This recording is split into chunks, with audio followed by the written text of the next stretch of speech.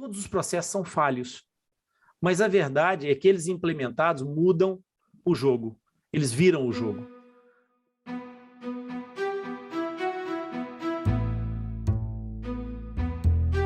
E nesse momento, os olhinhos de vocês estão a berrar. Ô, Rony, tá bem, mas e então? Onde é que a gente vai parar com isso? Muito bem. A questão é o seguinte.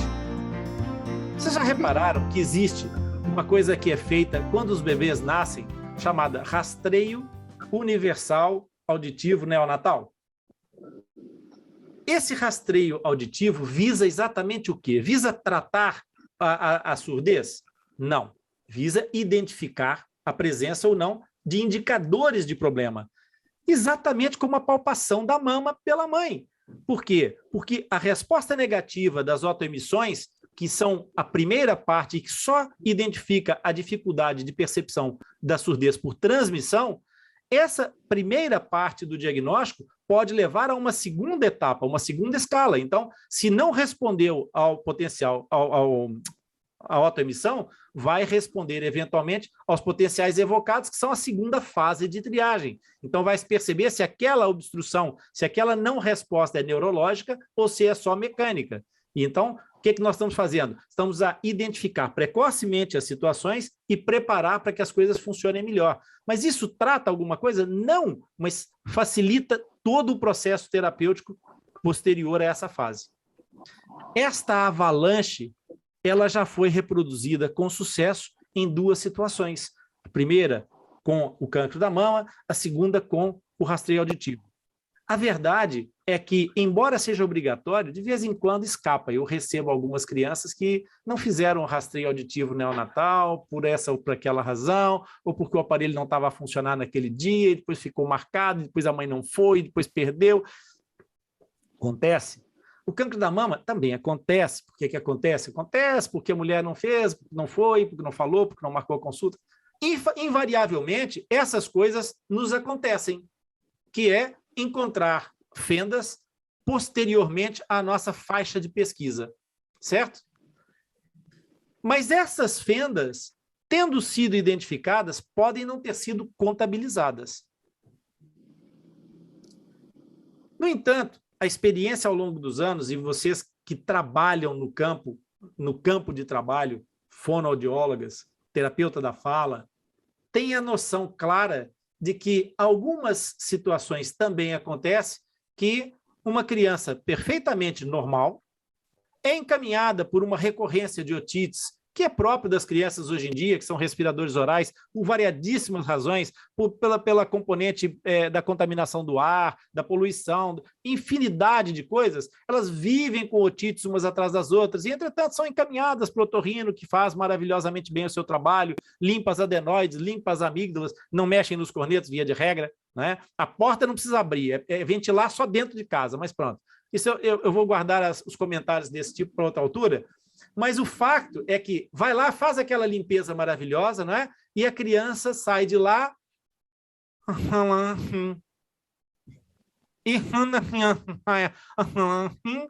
é que vão começar a pensar o que é que aconteceu. E aí começam as pesquisas e, de repente, olham para aquele palato e não há nada. E a reação do reflexo de vômito parece normal, mas, entretanto, vão fazer uma nasofibroscopia e, quando vem o dorso do palato mole, tem uma depressão do tamanho de uma cratera. Aí, nessa altura, já é um pouco tarde para identificar que aquela criança tinha uma fenda palatina oculta. Mas essa criança também vai entrar nas estatísticas depois, porque esse caso vai ser diagnosticado.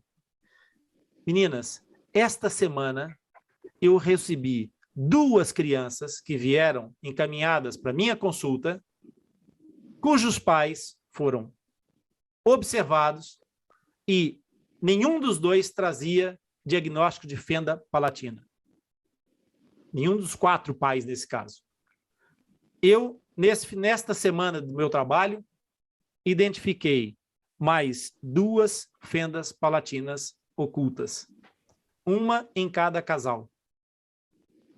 E vocês poderão pensar assim, cara, fenda palatina está muito ligada às situações autossômicas dominantes. está muito ligada às situações sindrômicas. É muito reprodutível. Quem tem uma fenda palatina tem uma probabilidade diferente, e com as descobertas dos novos RNAs, dos microRNAs, começa-se a perceber cada vez mais essa relação das fendas posteriores com situações depois que aparecem numa manifestação major e que degenera numa fenda muito maior. Aqui vem o primeiro ponto da questão.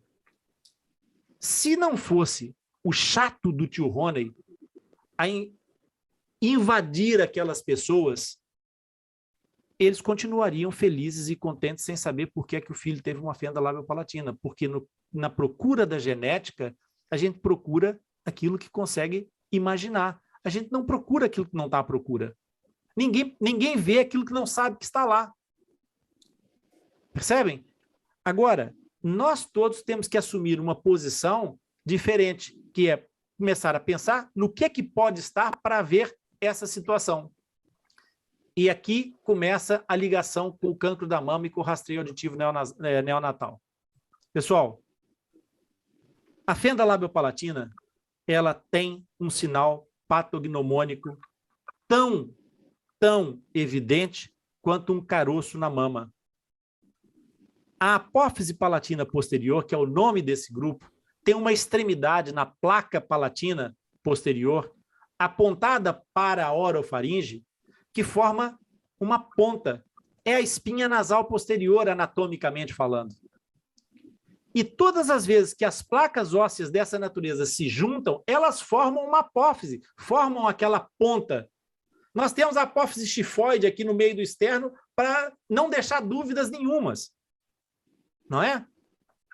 No entanto, quando nós temos uma fenda palatina, nós não precisamos ter uma ruptura de tecidos.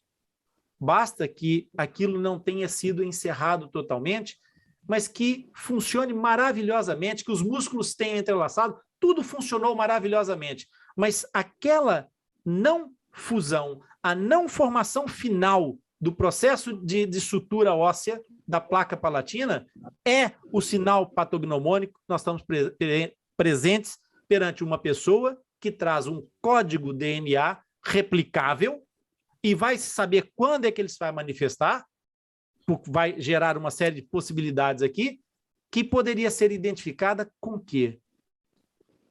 Com um dedo. A palpação da sutura média da placa palatina até a zona da espinha nasal posterior é banal de fazer. Todos nós deveríamos fazer isso, porque a fenda palatina não é necessariamente um machado genético. Ela pode acontecer e muitos de nós podemos ter fenda palatina e nunca iríamos saber. Essa estatística de 1 para 700 nascimentos está furada, mas furada, eu nem faço ideia em quanto. Porque nós não sabemos. E quantos casos nós teremos de pessoas que aos 40, aos 50 anos estavam com graus de hipoacusia violentíssimos, porque os pacientes que têm a fenda têm uma alteração da trompa auditiva, da tuba de Eustáquio, e essa alteração pode gerar acúmulo de líquido dentro do ouvido médio que vai produzir otosclerose.